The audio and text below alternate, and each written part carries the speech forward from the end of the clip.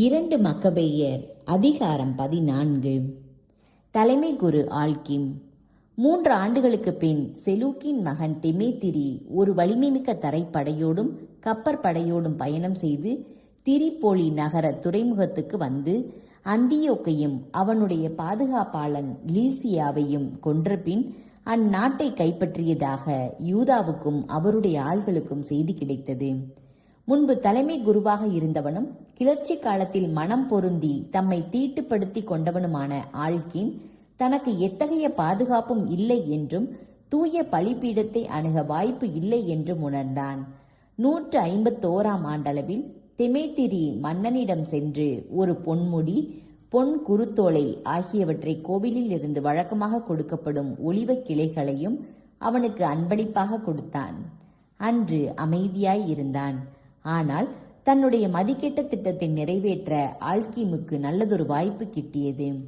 ஆட்சி மன்ற கூட்டத்துக்கு தெமேத்திரி அவனை அழைத்து யூதர்களின் மனநிலை திட்டம் பற்றி வினவிய போது அவன் பின்வருமாறு பதில் உரைத்தான். யூதா மக்கபேயின் தலைமையில் செயல்படுகின்ற கசிதேயர் எனப்படும் யூதர்களே தொடர்ந்து போரிட்டு கொண்டிருக்கிறார்கள். பேரரசில் அமைதி நிலவாதவாறு கிளர்ச்சியை தூண்டிவிட்டு கொண்டிருக்கிறார்கள். ஆகவே என்னுடைய மூதாதையர் வழிவந்த பெருமையாகிய தலைமை குரு பீடத்தை இழந்துவிட்டு இப்போது இங்கு வந்திருக்கிறேன். முதலாவதாக மன்னருடைய நலன்களில் எனக்கு உண்மையான ஈடுபாடு உண்டு. இரண்டாவதாக என் நாட்டு மக்களின் நலனிலும் எனக்கு நாட்டம் உண்டு. நான் முன்பு குறிப்பிட்டவர்களுடைய மூட நம்பிக்கைகளால் எங்கள் இனம் முழுவதும் பெரும் துன்பத்துக்கு உள்ளாகி இருக்கிறது. மன்னரே, இது பற்றிய முழு விவரமும் தாங்கள் தெரிந்து கொண்டு எல்லாரிடமும் காட்டும் மனித நேயத்துக்கு ஏற்ப எங்கள் நாட்டுக்கும் ஒடுக்கப்படுகின்ற எங்கள் இனத்துக்கும் நன்மை செய்யுங்கள். யூதா உயிரோடு இருக்கும் வரை பேரரசில் அமைதி நிலவ முடியாது. ஆல்கிம் இவ்வாறு பேசியவுடன் யூதாவோடு பகைமை கொண்டிருந்த மன்னனின் நண்பர்களும் தெமேத்திரிக்கு மேலும் சினமூட்டினார்கள்.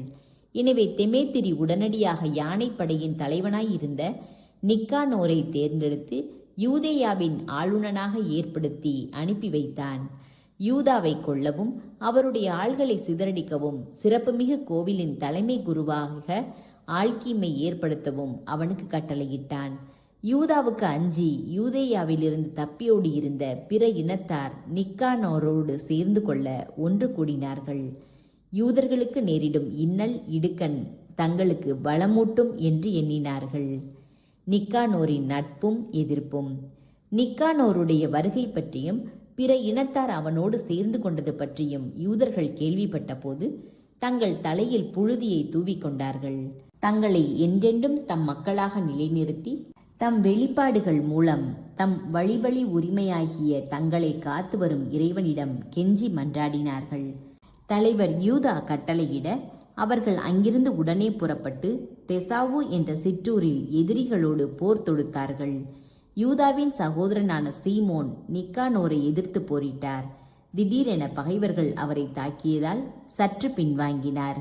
இருப்பினும் யூதா, அவருடைய ஆள்கள் ஆகியோருடைய வலிமை பற்றியும் தங்கள் நாட்டிற்காக செய்த போரில் அவர்கள் காட்டிய துணிவு பற்றியும் நிக்கானோர் கேள்வியுற்ற போது குருதி சிந்துதல் மூலம் இச்சிக்கலுக்கு தீர்வு காண தயங்கினான். ஆகவே ஒப்பந்தம் செய்து கொள்ள பொசிதோன், தெயதோத்து, மத்தத்தியா ஆகியோரை அனுப்பினான். ஒப்பந்தத்தின் நிபந்தனைகளை முற்றிலும் ஆய்ந்து பார்த்த பின் அவை பற்றி தலைவர் நிக்கானோர் தன் வீரர்களுக்கு எடுத்து கூறினார். அவர்கள் அனைவரும் அவற்றுக்கு இணக்கம் தெரிவித்து ஒருமனப்பட்டு ஒப்பந்தத்தை ஏற்றுக்கொண்டார்கள். தலைவர்கள் சந்தித்து கொள்ள ஒரு நாள் குறிப்பிடப்பட்டது. ஒவ்வொரு படையிலிருந்தும் ஒரு தேர் முன்னால் வந்தது. இருக்கைகள் போடப்பட்டன. பகைவர்கள் திடீரென சூழ்ச்சியில் இறங்கிவிடாதவாறு படைக்கலன்களை தாங்கிய வீரரை முன்னேற்பாடாக முக்கியமான இடங்களில் யூதா நிறுத்தி வைத்தார். இருவரும் முறைப்படி கலந்து ஆலோசித்தனர். நிக்கானோர் எருசலேமிலேயே தங்கியிருந்தான். முறைகேடானது எதுவும் செய்யவில்லை. தன்னை சுற்றி திரண்டிருந்த மக்கள் கூட்டத்தை அனுப்பி வைத்தான். அவன் யூதாவோடு அடிக்கடி உரையாடுவான். அவரிடத்தில் உள்ளார்ந்த பற்று கொண்டிருந்தான். யூதா திருமணம் செய்து கொண்டு பிள்ளைகளை பெற்றெடுக்குமாறு அவன் தூண்டினான். அவரும் திருமணம் செய்து அமைதியில் வாழ்க்கை நடத்தினார். அவர்கள் இருவருக்கும் இடையே நிலவிய நட்பை கண்ட ஆல்கிம் முன்பு செய்யப்பட்டிருந்த ஒப்பந்தத்தின் நகலை எடுத்துக்கொண்டு தெமேத்திரியிடம் சென்றான். அரச துரோகியான யூதாவை நிக்கானோர் தன் பின் தோன்றலாக ஏற்படுத்தியுள்ளதால் அவன் அரசுக்கு எதிராக சூழ்ச்சி செய்கிறான் என்று அவனிடம் கூறினான். இந்த சதிகாரனுடைய பொய் குற்றச்சாட்டுகளால் கொதிப்படைந்த மன்னன் சீற்றம் கொண்டான். அந்த ஒப்பந்தம் தனக்கு மனநெறிவு தரவில்லை என்றும் மக்கபேயை உடனே கைதியாக அந்தியோக்கிக்கு அனுப்பி வைக்க வேண்டும் என்றும் நிக்கானோருக்கு எழுதினான். இந்த செய்தியை நிக்கானோருக்கு கிடைத்தபோது அவன் பெரிதும் கலங்கினான். யூதா எவ்வகை குற்றமும் செய்யாதிருந்த போது அவரோடு செய்திருந்த ஒப்பந்தத்தை முறிக்க வேண்டியிருந்ததை பற்றி வருந்தினான். ஆயினும் மன்னனை எதிர்க்க முடியாததால் அவனுடைய ஆணையை சூழ்ச்சியாய் நிறைவேற்ற ஒரு வாய்ப்பை எதிர்நோக்கி இருந்தான். ஆனால் நிக்கானோர் தம்மோடு மிக கண்டிப்பாய் நடந்து கொண்டதையும் வழக்கத்திற்கு மாறாக தம்மோடு கடுமையாய் இருந்ததையும் கண்ட மக்கபே இது நல்லெண்ணத்தால் எழுந்தது அன்று என்று முடிவு செய்தார். ஆகவே தம் ஆள்களுள் பலரை சேர்த்து கொண்டு நிக்கானோரிடமிருந்து விலகி சென்று ஒளிந்து வாழ்ந்தார். யூதா தன்னை சூழ்ச்சியினால் வென்றுவிட்டார் என்பதை உணர்ந்த நிக்கானோர் குருக்கள் வழக்கப்படி பழி செலுத்தி கொண்டிருந்த வேளையில் திருப்பெருங்கோவிலுக்கு சென்றான். மக்கபேயை தன்னிடம் ஒப்படைக்க கட்டளையிட்டான். அவன் தேடிய மனிதர் எங்கு இருக்கிறார் என்பது தங்களுக்கு தெரியாது என்று அவர்கள் ஆணையிட்டார்கள். அப்போது நிக்கானோர் கோவிலை நோக்கி தன் வலக்கையை நீட்டி, நீங்கள் யூதாவை கைதியாக என்னிடம் ஒப்படைக்காவிட்டால் கடவுளின் இந்த திரு உறைவிடத்தை தரைமட்டமாக்குவேன், பலிபீடத்தை இடித்து தள்ளுவேன், இங்கு தியனிசிக்கு மிக சிறந்த ஒரு கோவிலை கட்டுவேன் என்று சூளுரைத்தான். இச்சொற்களை கூறிவிட்டு அவன் சென்று விட்டான். குருக்கள் விண்ணை நோக்கி தங்கள் கைகளை உயர்த்தி தம் இனத்தை எப்போதும் காத்து வருகின்றவரை மன்றாடினார்கள். அனைத்துக்கும் ஆண்டவரே, உமக்கு ஒன்றும் தேவையில்லை. எனினும் நீர் எங்களிடையே தங்குவதற்கு ஓர் உறைவிடம் அமைக்க திருவுளம் கொண்டீர். எனவே தூய ஆண்டவரே, தூய்மைக்கெல்லாம் ஊற்றே, சிறிது காலத்துக்கு முன் தூய்மைப்படுத்த பெற்ற இந்த இல்லத்தை என்றென்றும் தீட்டுப்படாமல் காப்பாற்றும் என்று வேண்டினார்கள். ராட்சியின் இறப்பு. எருசலேமின் மூப்பர்களுள் ஒருவரான ராட்சிக்கு எதிராக நிக்கானோரிடம் குற்றம் சாட்டப்பட்டது. அவர் தம் மக்களிடம் அன்பு கொண்டவர், அவர்களிடையே மதிப்பு பெற்றவர், நல்மனம் படைத்தவர். இதனால் யூதர்களின் தந்தை என்று பெயர் பெற்றார். முற்காலத்தில் நடந்த கிளர்ச்சியின் போது யூத நெறிப்படி வாழ்ந்தவர் என்ற குற்றச்சாட்டுக்கு ஆளாகி யூத மறைக்காக தம் உடலையும் உயிரையும் மிகுந்த ஆர்வத்துடன் இழக்க துணிந்தவர்.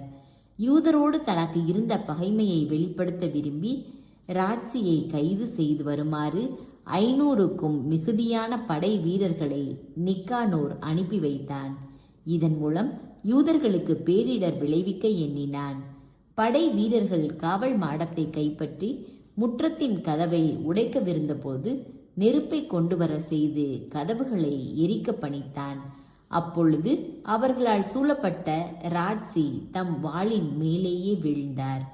தீயோர் கையில் அகப்பட்டு தம் உயர்குடி பிறப்புக்கு தகாத இழிவு அடைவதை விட மானத்தோடு இறக்க விரும்பினார். அப்போது ஏற்பட்ட பரபரப்பில் அவர் வாள் மீது சரியாக விழவில்லை. வீரர்கள் கதவுகளின் வழியாய் பாய்ந்து வரவே அவர் துணிந்து மதில் மேல் ஏறி ஆண்மையோடு கூட்டத்தினூடே குதித்தார். ஆனால் வீரர்கள் விரைந்து விலக அங்கு ஏற்பட்ட வெற்றிடத்தின் நடுவில் விழுந்தார். இன்னும் உயிர் இருக்கையில் சீற்றத்தால் பற்றி எறிந்தவராய் அவர் எழுந்தார். குருதி பீரிட கொடிய காயங்களுடன் கூட்டத்தின் நடுவே ஓடி ஒரு செங்குத்தான பாறை மேல் நின்றார். அவருடைய குருதியெல்லாம் வடிந்ததும் அவர் தம் குடல்களை கீறி எடுத்து இரு கைகளாலும் பிடித்து கூட்டத்தை நோக்கி சுழற்றி எறிந்தார். இவற்றை தமக்கு திரும்பவும் தருமாறு உயிருக்கும் மூச்சுக்கும் ஆண்டவரான இறைவனை மன்றாடினார். இவ்வாறு ராட்சி இறந்தார்.